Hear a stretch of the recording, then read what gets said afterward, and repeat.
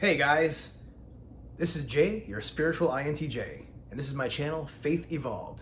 And if this is your first time here, I do have another video on this topic that I'd like you to watch first. So please hit stop and then do a search of my videos for Sensorimotor OCD, and it's the one I did about a year ago.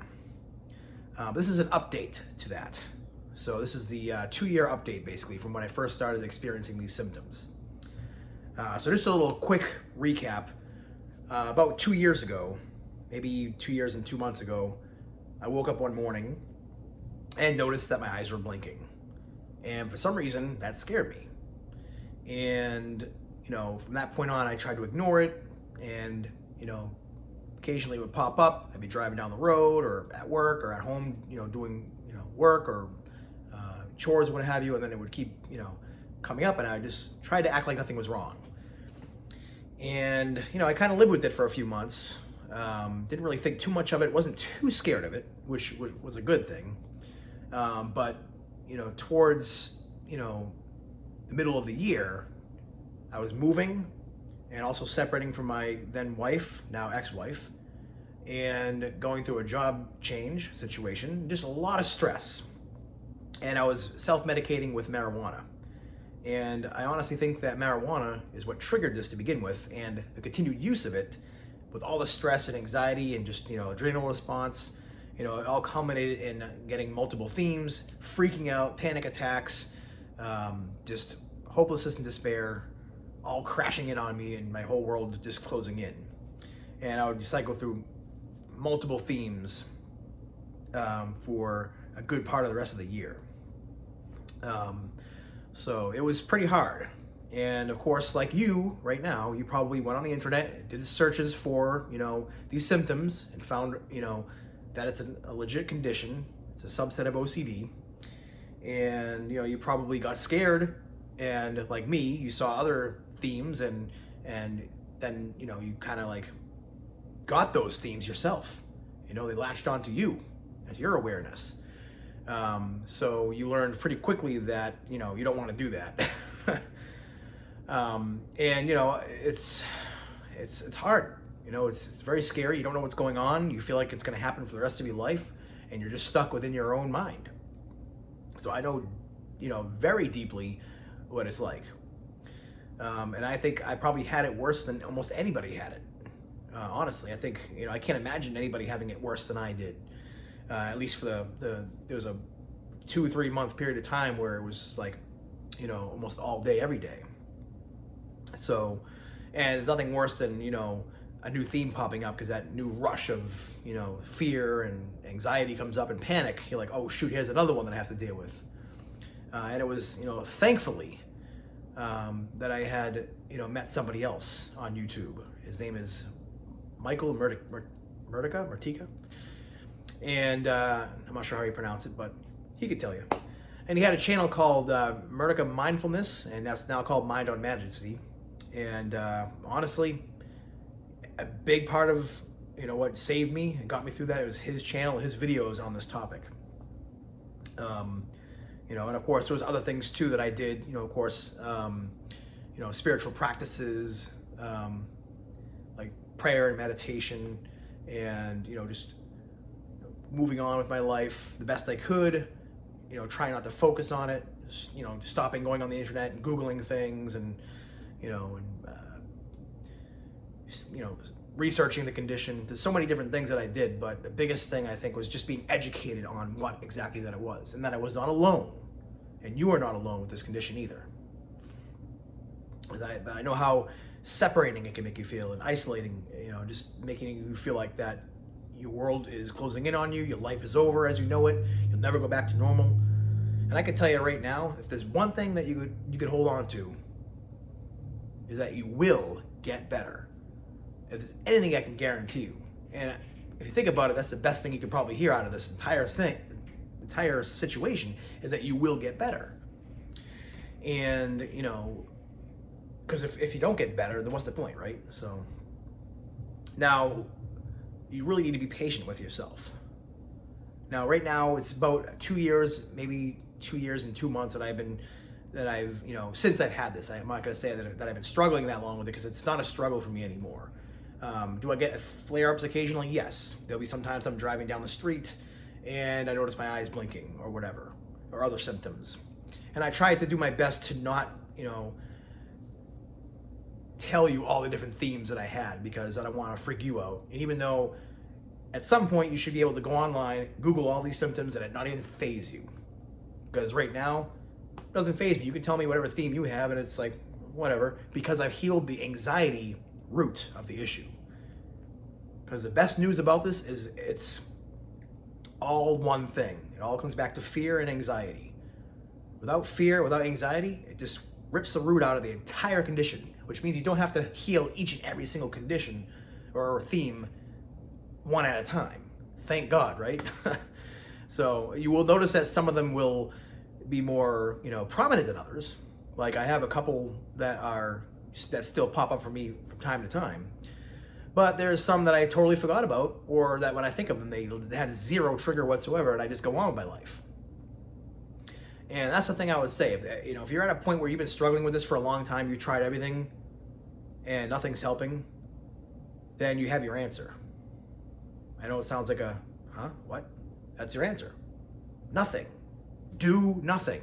You need do nothing. And that's a quote from A Course in Miracles, another great resource helping train your mind and get out of fear and get into love. But anyway, you don't have to do anything. The more you focus on trying to fix this issue, the more it's going to pop up. The more energy you're putting into it, making it more real and making it more prominent, and the more you try to feed into it, the more reality you give to it, and the more it's going to bother you. So when I tell people to move on with their life, it's not a insensitive thing to say. It's, you got to take your power back. It's got to take your life back. Like, you are worth getting better. And I honestly think that this is a spiritual condition, and Michael Murtica would agree as well, because in reality, you need to have faith in something to pull you out of this. Otherwise, there's nothing to look forward to, nothing to hold on to or grasp onto. So what better than to believe in some kind of higher power, at the very least, God, source, whatever you want to call him. But if it wasn't for God and wasn't for my faith, I wouldn't be here. I almost walked into a mental hospital at one point during this whole ordeal, because I wasn't suicidal at that moment. They wouldn't let me in, and honestly, I'm glad. If this really takes an act of bravery, and an act of bravery to feel and believe deep down inside that you are worthy and that you are loved and that you are okay. Because I think a lot of this has to do with insecurity about yourself. You don't see anybody, think about it. Do you see anybody that's successful and happy and content? Are they struggling with this condition? No, they're not. That doesn't mean they don't have regular, normal, everyday struggles. But I will tell you, like I said, you got to be patient with yourself. If you have the courage, I'll say, if you want to get out of this as quickly as possible, let this be the last video you watch on Sensorimotor Somatic OCD. When you're done with this video, don't ever look it up ever again. Act as if this condition doesn't exist. It's not real. It's just, an illusion of your imagination. Your mind playing tricks on you. Literally, that's all it is. And this is going to be the scariest, but also the most liberating part of this is you are doing this to yourself. It is all in your head. No one else is doing this to you. There's not some kind of outside force or demons or, energy vampires or whatever, word you want to put on it from whatever spiritual perspective. It is all in your head. It was all in my head. And once I realized that, the scary part is, shoot, it's all in my head. I don't have anybody to blame. I'm fully responsible for this. It's all my fault. Woe is me. And you can have that thought, but that's just going to perpetuate the situation that you're in. The thought that you need to have is, I have the power. Wow, I'm a powerful being. I'm a powerful person. And of course, that power comes from God. So of course, it's not an egotistical thing. It's more of a, wow, I'm worthy. I can change my life for the better. One of the most liberating thoughts for me was, I was driving down the highway at one point, just going through a major flare-up of OCD and anxiety, depression, and the thought occurred to me, man, I don't think I'm ever going to be happy. I think this condition is going to hold me down for the rest of my life. And then another thought occurred to me. Says who? Says who? Who says that I have to stay stuck in this condition for the rest of my life, never being happy, never having joy, never having peace, and never having love? Nobody is telling me that. Only I'm telling myself that. And don't take my passion here for like, pointing the finger at you and saying, you're doing this to yourself. How, it's passion for, you gotta almost like rise up in anger in a sense. Righteous anger, if you want to call it that, against what you've done to yourself. Because in the end, this is, it takes a long time to get to this point. It took me many, many years of this negative self-talk and just self-defeating attitudes, and that's what leads to this condition. And there's other kinds of conditions too, like pure OCD, and and I was struggling with that a little bit too. So this is just one manifestation of it, And you'll notice that, somebody has some kind of version of OCD. When they're struggling with this, with OCD, they have some kind of subset. Not everybody has the same themes, but it all comes back to an anxiety response. A response that you feel like you need to control everything in your life, and if you don't, you're a failure. And that's the subconscious reason for it.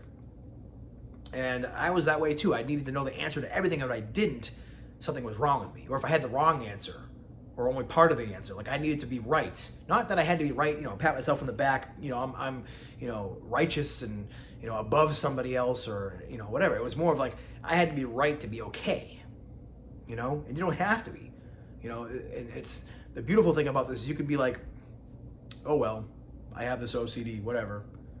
And at first it's going to be hard as hell, but just try it. Try one day of just going back to what you did before, as if it didn't exist, And that's what it took. Like one morning I was sitting at on my bed, and it was like, 8:30 in the morning. Like it was a Monday morning. It was like, I'm waking up, dealing with the anxiety, the depression, the OCD, and it's like, oh, here's another day. And I just said, oh, well, screw it. I'm just gonna work. And it was like it was like magic, It's almost like that act of like giving up, fighting it, and just going on without any hope at all that it's gonna get better. Like in some kind of weird paradoxical way, helped. And I noticed, a couple hours later, I was too busy doing my work to even think about it, And I pick up my guitar and start playing. As you can see here, I'm a guitar player, and I record music, and that's a joy of mine. And I've been back into recording my music again and uploading videos to my Reverb Nation page and sharing my music on Facebook. I was in a band for a little bit. I go on YouTube and I watch different videos, and especially funny videos. I mean, nothing will help you. They say laughter is the best medicine. It really is. The endorphins that come through, you're too busy laughing at a funny video instead of worrying about your eyes blinking or your breathing or something like that. And it's just amazing, like how just doing what your soul loves to do is just like literally like healing, and spending time with people, So you're not so self-absorbed. Go out, and if your friends invite you somewhere, go somewhere, or find a meetup group. Install the Meetup app on your phone. That's one of the things I did. I met a couple folks on there from an anxiety and depression group, But I would encourage you to make the group about just being with them and doing things with them versus just focusing on your anxiety or OCD or whatever. The point is, and this is a line from another one of my favorite books called the Rancher book, abandon anxiety. Abandon it. It is not, you are so much better than that. You are so much more worthy. Anxiety is not worthy of you. It's like eating scraps out of the dumpster, and yet we give into it, and trust me, this is, someone who dealt with, panic attacks and, this horrible anxiety and just wishing I would die, praying, God, please take me in my sleep, looking up ways to kill myself on the internet with painlessly. I know what it's like. I can intimately relate to what you're going through. And, and everybody else would say, just let go. And it's like, you think they're crazy. What do you mean let go? My soul's going to get crushed into nothing if I let go. But paradoxically, it doesn't. I had another friend, Christian Sundberg, who also helped me through that time as well. And I consider it a dark night of the soul, but it was literally an awakening to my worth and my status as a child of God, that I am loved and that I am just as worthy as anybody else around me, and daring to question the negative thoughts that said I can't be happy, So it's not just I can't just give you one thing to do, but I can give you overarching steps like completely abandon anxiety, meaning don't even feed into it, don't research the condition, don't talk to other people about your conditions, unless of course if you're at a point where you're desperate, that's different. But if you're at a point where you're ready to work on this and you're just done with things not working, you need to let it go. Just accept that it might be happening the rest of your life. Now it won't. Don't get scared. But just accept it as if it would. And like I said, there's a lot of paradoxical stuff going on here. Like there was a period of time where I was like waiting for it to get worse, but it never would. It would just keep getting better. It was spiraling up instead of spiraling down. And that's what you need to hold on to. Spiral up. Purposely think positive thoughts. Anytime a negative thought comes in your mind, question it. And then dare to think a positive thought about yourself. Because, you'll start seeing cumulative effects down the line. And at first you'll wonder how you are feeling better. And then you'll start feeling like feelings of peace and feelings of joy, and just like sometimes I'll be on my bike and I'll just like, just like actually feeling, a little glimpses of peace and joy and happiness that I never felt before this happened to me. So it's definitely possible. I know I'm kind of rambling here, but the offer's still there if anybody wants to reach out to me. If you have, Facebook Messenger, you could look me up on Facebook Messenger. Actually, Faith Evolved, or you can even reach out to me personally, Joseph J. Cavallaro. That is my Facebook name. That's pretty much all I use as far as messaging other people. But you can also do, a phone call or a video call. And like I said, if you're at a point where you're real desperate, you need some personal discussion. I'm not a doctor, so I can't like diagnose you. I can't give you a prescription for what to do, but I can tell you my story and how I went through this, and and also somebody else helped me through this and what they went through, and I had to trust them that this thing is going to get better, because I had no proof it was going to get better. And now I can stand alongside of this guy and, be another witness to the fact that, yes, this does get better. You just have to believe it's going to get better. You have to believe in yourself, and you have to believe that things can get better. Because it took not believing in yourself and believing things are going to get worse to get there. There's no glitch in the universe, if you will. You reap what you sow. 1 + 1 is 2. The more you focus on the good gets better. Conversely, the more you focus on the bad gets worse. So there's no hoodwinking here. Nothing. No wool getting pulled over your eyes. You're not getting screwed over by the universe or God or being punished. It's literally just consequences, natural consequences, based on spiritual laws of the universe. And once you realize that, and it's fair, you can start pulling yourself out of these pits of despair that you're in. So, anyways, I hope this video has been helpful. I'm not even going to edit this video. It's just a straight talk, stream of consciousness, straight up, unedited. So, yeah, I hope this has been helpful. And like I said, I'm at your disposal if you want to reach out to me for any kind of advice or help. Again, in informal nature. Anyways, God bless.